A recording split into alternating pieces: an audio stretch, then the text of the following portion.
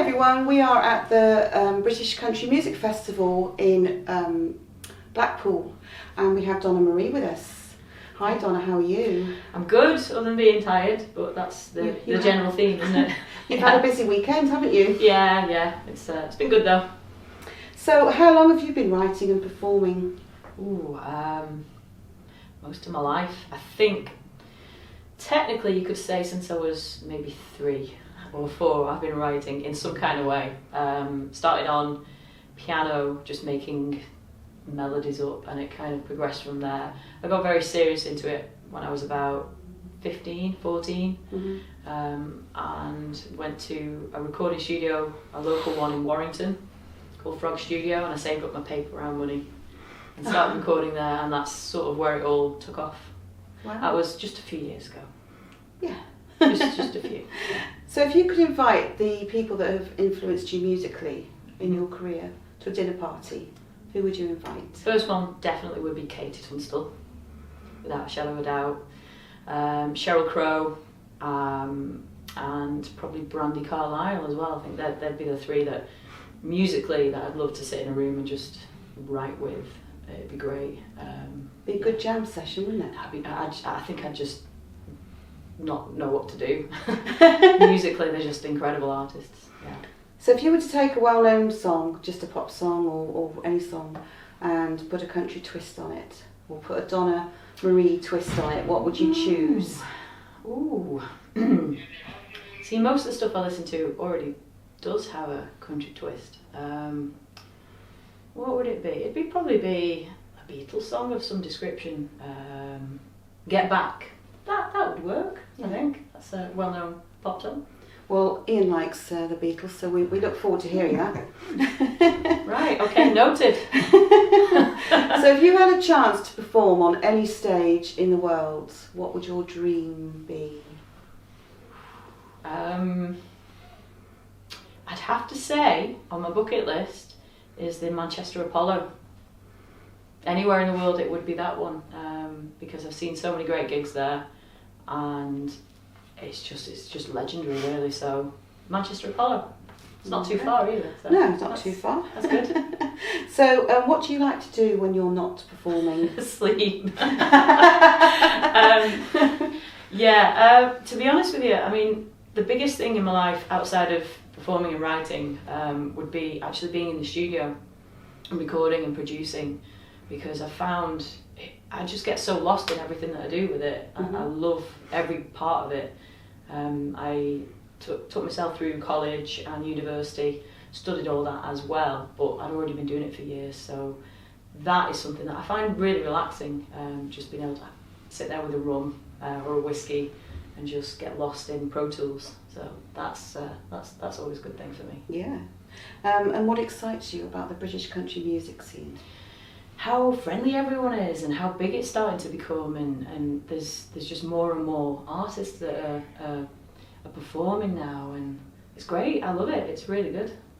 Because you're in a touring show, aren't you? So you see a different sort of side. You see a theatre side of this as well. Yeah. So how does it differ? Well, obviously, I mean, from the touring side, most of it is cover songs. You know, it's songs that we're putting our own interpretations on. There are some original songs in there as well, but when you're doing it on your own as a songwriter, it's a very different. I look at it differently. But people are just loving country music from all ages. From, I think the youngest we've seen at one of our shows probably about 6 or 7 year old. You know, all the way up to 80s and 90s.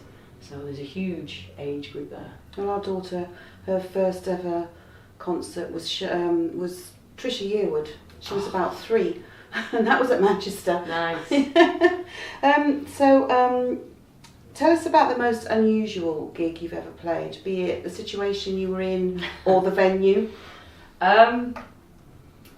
From playing in huge theatres to pub gigs. There was a place, and again it was somewhere in Manchester, Greater Manchester. I can't remember the name of the venue, but I was playing covers, me and my guitar, my PA system, and I was wedged between the men's toilets and the women's toilets. Nice. That was interesting. Yeah, I had to keep moving so people could get past. That was a low point in my career, I have to say. And you know, it pays the bills. The holiday parks as well, and where I'm backstage and they're all doing YMCA and things like that. You know, and I'm like, oh, I'm a serious artist here. You know, but I think it's a great part of learning your trade, and it's still fun to do. You know, you just got to take every part of it really and go with it. Yeah. So the British country music scene is growing fast. How do you feel that our interpretation over here of country music stands up against the music that's coming out of America at the moment? I think the British scene and the sound is quite different to the American sound.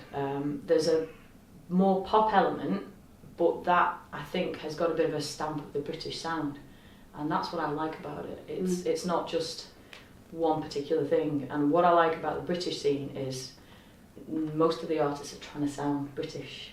There's an American influence as well, which of course is going to happen, but I think that's really cool. Great. And where do you see British country music in 5 years? Huge, even bigger. Brilliant. Going everywhere. Great, I hope so. Yeah. And what do you feel is your greatest achievement in your musical career so far? Oh, that's not really for me to say, I guess. I mean, you get good times and bad times. Like every night I gave music up for a bunch of years and came back doing it. So the fact that I'm doing it again is an achievement in itself. Obviously being part of the show is great as well. But even last night I found out I was on BBC Introducing, so wow. That's that was good. That was a high. Did you find that out before you did your gig or after? About 3 minutes before I was going on. So I was like, oh my god! Panic! Yeah, pretty much.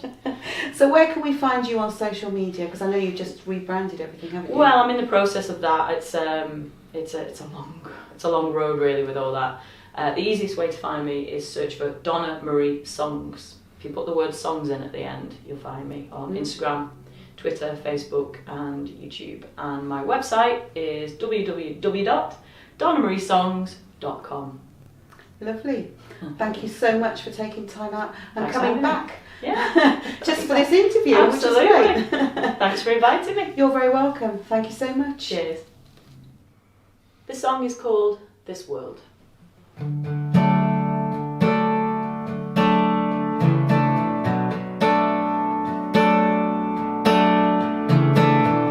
I know so many people and they just don't talk. And this world is getting crazy. What the hell is it for? If we look into the mirror, could we live with ourselves?